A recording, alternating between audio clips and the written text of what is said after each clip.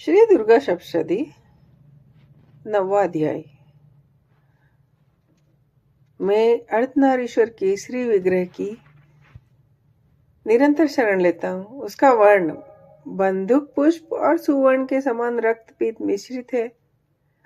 वह अपनी भुजाओं में सुंदर अक्षमाला, पाश, अंकुश और वरद मुद्रा धारण करते हैं। अर्धचंद्र उनका आभूषण है तथा वह 3 नेत्रों में सुशोभित है। राजा ने कहा, भगवान, आपने रक्त बीज के वध से संबंध रखने वाला देवी चरित्र का अद्भुत महात्म्य बतलाया। अब रक्त बीज के मारे जाने पर अत्यंत क्रोध में भरे हुए शुंभ और निशुंभ ने जो कर्म किया उसे सुनना चाहता हूँ। ऋषि कहते हैं, राजन, युद्ध में रक्त बीज तथा अन्य दैत्यों के मारे जाने पर शुंभ और निशुंभ के क्रोध की सीमा न रही। अपनी विशाल सेना इस प्रकार मारी जाती देख निशुंभ अमर्ष में भरकर देवी की ओर दौड़ा। उसके साथ असुरों की प्रधान सेना थी। उसके आगे पीछे पाशवाहक में बड़े बड़े असुर थे, जो क्रोध से ओट चबाते हुए देवी को मार डालने के लिए आए। महापराक्रमी शुंभ भी अपनी सेना के साथ मातृगणों से युद्ध करके क्रोधवश चंडिका को मारने के लिए आ पहुंचा। तब देवी के साथ शुंभ और निशुंभ का घोर संग्राम छिड़ गया। ये दोनों दैत्य मेघों की भांति बाणों की भयंकर वृष्टि कर रहे थे। उन दोनों के चलाए हुए बाणों को चंडिका ने अपने बाण समूह से तुरंत काट डाला और सस समूह की वर्षा करके उन दोनों दैत्यपतियों के अंगों में चोट पहुंचाई। निशुंभ ने तीखी तलवार और चमकती हुई ढाल लेकर देवी के श्रेष्ठ वाहन सिंह के मस्तक पर प्रहार किया। अपने वाहन को चोट पहुंचाने पर देवी ने शूरप नामक बाण से निशुंभ की श्रेष्ठ तलवार को तुरंत ही काट डाली और उसकी ढाल को भी, जिसमें 8 चांद जड़े थे, खंड खंड कर दिया। ढाल और तलवार के कट जाने पर उस असुर ने शक्ति चलाई, किंतु सामने आने पर देवी ने चक्र से उसके भी 2 टुकड़े कर दिए। अब तो निशुंभ क्रोध से जल उठा और उस दानव ने देवी को मारने के लिए शूल उठाया, किंतु देवी ने समीप आने पर उसे भी मुक्के से मार कर चूर्ण कर दिया। तब उसने गदा घुमाकर चंडी के ऊपर चलाई, परंतु वह भी देवी के त्रिशूल से कटकर भस्म हो गई। तदंतर दैत्यराज निशुंभ को फरसा हाथ में लेकर आते देख देवी ने बाण समूह से घायल कर धरती पर सुला दिया। उस भयंकर पराक्रमी भाई निशुंभ के धराशायी हो जाने पर शुंभ को बड़ा क्रोध हुआ और अंबिका का वध करने के लिए वह आगे बढ़ा।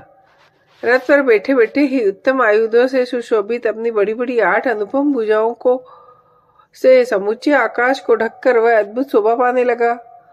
उसे आते देख देवी ने शंख बजाया और धनुष की प्रत्यंचा का भी अत्यंत दुस्सह शब्द किया। साथ ही अपने घंटे के शब्द से, जो समस्त दैत्य सैनिकों का तेज नष्ट करने वाला था, संपूर्ण दिशाओं को व्याप्त कर दिया। तदंतर सिंह ने भी अपनी दहाड़ से, जिसे सुनकर बड़े बड़े गजराजों का महान मद दूर हो जाता था, आकाश, पृथ्वी और 10 दिशाओं को गुजा दिया। फिर काली ने आकाश में उछलकर अपने दोनों हाथों से पृथ्वी पर आघात किया। उससे ऐसा भयंकर शब्द हुआ जिससे पहले के सभी शब्द शांत हो गए। तत्पश्चात शिवदूती ने दैत्यों के लिए अमंगलजनक अट्टहास किया। इन शब्दों को सुनकर समस्त असुर थर्रा उठे, किंतु शुंभ को बड़ा क्रोध हुआ।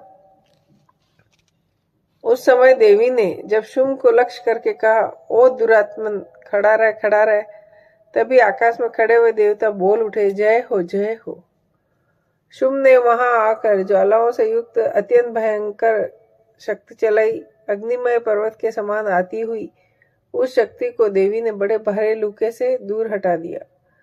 उस समय शुंभ के सिंहनाद से तीनों लोग गूंज उठे। राजन, उसकी प्रतिध्वनि से वज्रपात के समान भयानक शब्द हुआ, जिसने अन्य सब शब्दों को जीत लिया। शुंभ के चलाए हुए बाणों और देवी के चलाए हुए बाणों को शुंभ ने अपने भयंकर बाणों द्वारा सैकड़ों और हजारों टुकड़े कर दिए। तब क्रोध में भरी हुई चंडिका ने शुंभ को शूल से मारा। उसके आघात से मूर्छित हुआ पृथ्वी पर गिर पड़ा। इतने में ही निशुंभ को चेतना हुई और उसने धनुष हाथ में लेकर बाणों द्वारा देवी, काली तथा सिंह को घायल कर डाला। फिर उस दैत्यराज ने 10,000 बाहें बनाकर चक्रों के प्रहार से चंडिका को आच्छादित कर दिया। तब दुर्गम पीड़ा का नाश करने वाली भगवती दुर्गा ने कुपित होकर अपने बाणों से उन चक्रों तथा बाणों को काट गिराया। यह देख निशुम्भ दैत्य सेना के साथ चंडिका का वध करने के लिए हाथ में गदा ले बड़े वेग से दौड़ा। उसके आते ही चंडी ने तीखी धार वाली तलवार से उसकी गदा को शीघ्र ही काट डाला।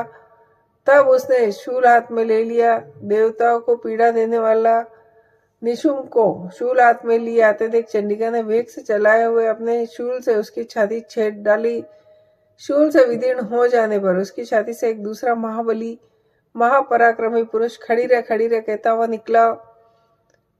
उस निकलते हुए पुरुष की बात सुनकर देवी उठा ठहाकर हंस पड़ी और खड़क से उन्होंने उसका मस्तक काट डाला।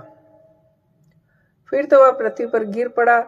तदंतर सिंह अपनी दाढ़ों से असुरों की गर्दन कुचलकर खाने लगा। यह बड़ा भयंकर दृश्य था।